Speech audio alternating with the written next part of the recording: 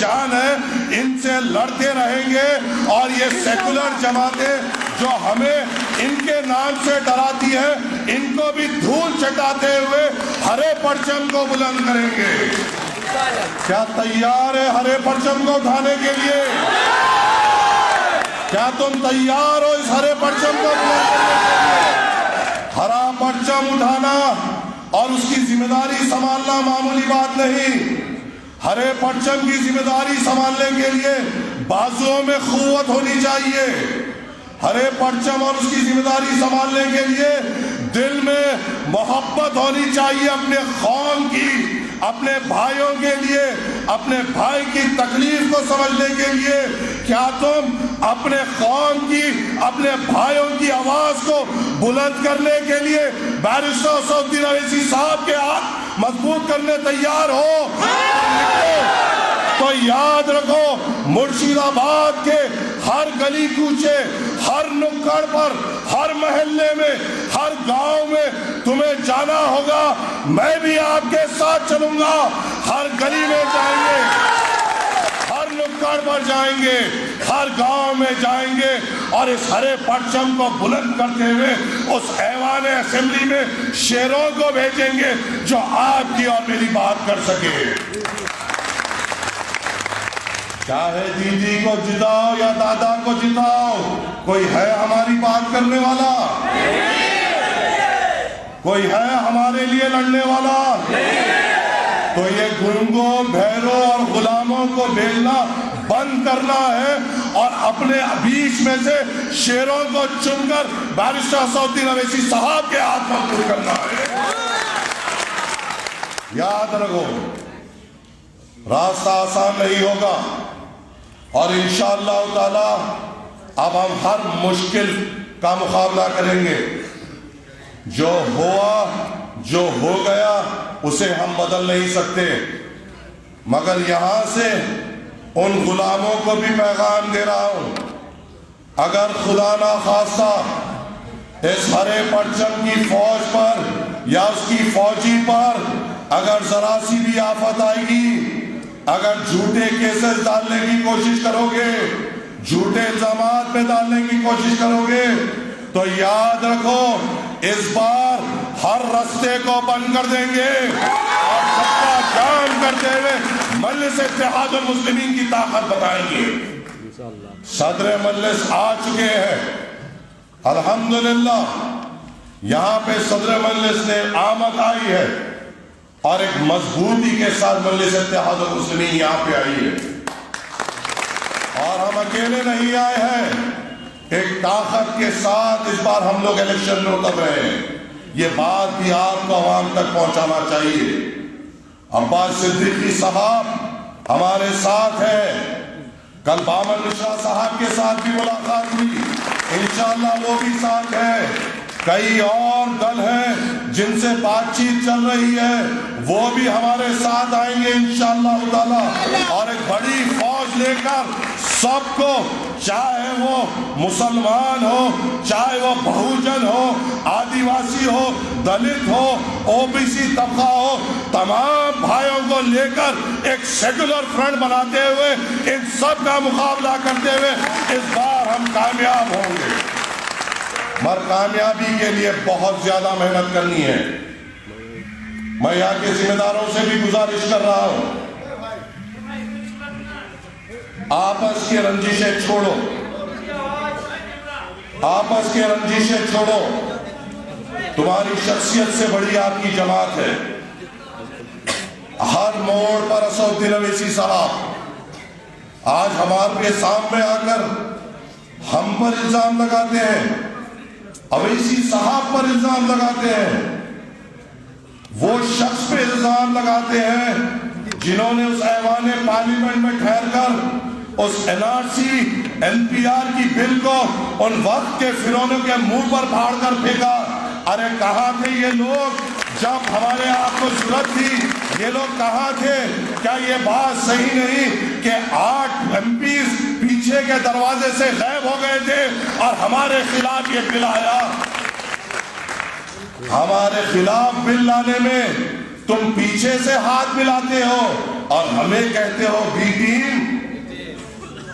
جب تمہیں تمہاری ضرورت پڑتی ہے ان کے ساتھ تم ٹھہر جاتے ہو، پھر ہمیں کہتے ہو بی ٹیم۔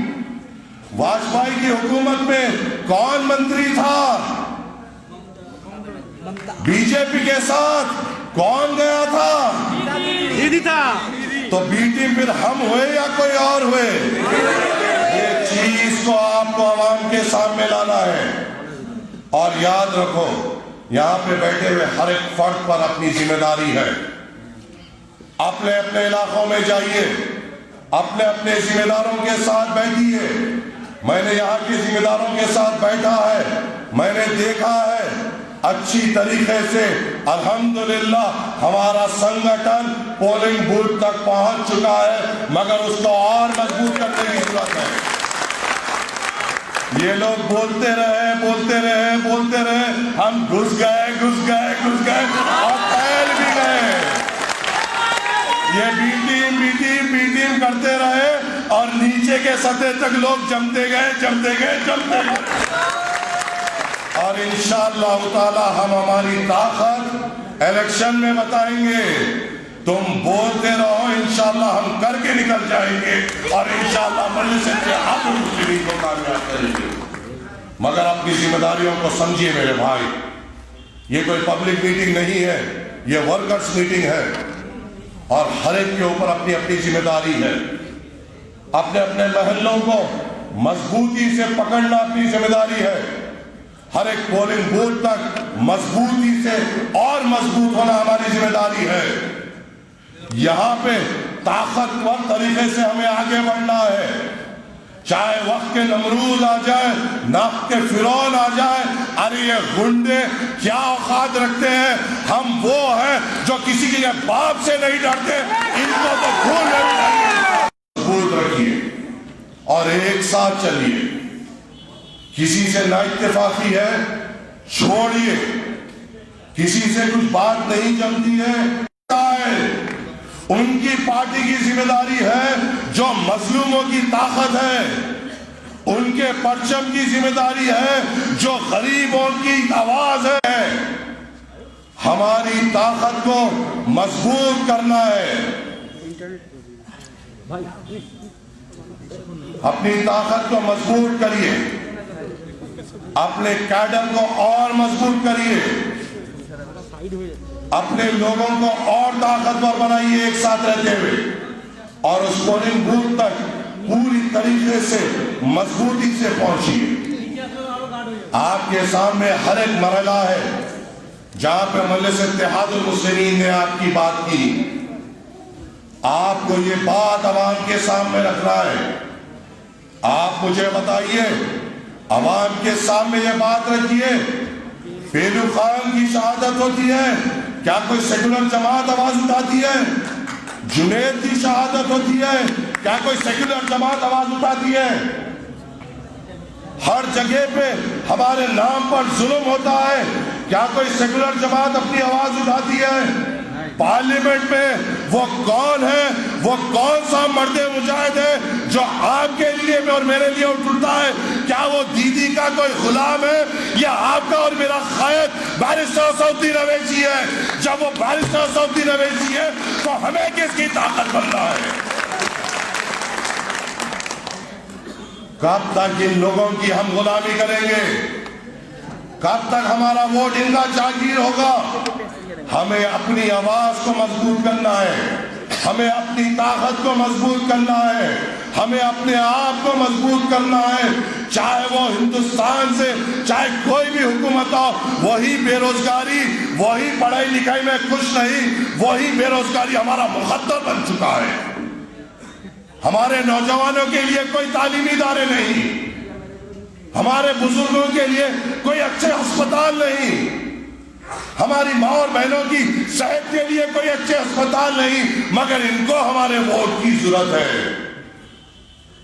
ارے ان لوگوں سے بھی میں پوچھتا ہوں جو ہمارے درمیان میں سے آتے ہیں، ہمارے ہی کلمہ گو بھائی ہیں، آج آگے بڑھ کر کہہ رہے ہیں کہ اویسی صاحب آ جائیں گے تو یہ ہو جائے گا، ارے تمہارا ایمان کا اتنا کمزور تھا کہ جب ترنمول کے ایم پیز NRC NPR اور CA کے وقت ایبسنٹ ہو گئے، جب تمہاری یہ زبان میں دم نہیں تھا کیا، جب تمہارے گلے میں غلامی کا پٹا تھا کیا، جو وقت تمہیں قوم کے لیے بولنا تھا تمہیں غلام کی طرح خاموش بیٹھ گئے، اور آج اس مالک کے حکم پہ اپنی قوم کے ایک خادم قیادت پر آواز اٹھا رہے ہو۔ ارے وقت پہ اپنے مالک کے حکم پہ بولنے والوں غلاموں، تم ہماری کیا رہبری کرو گے؟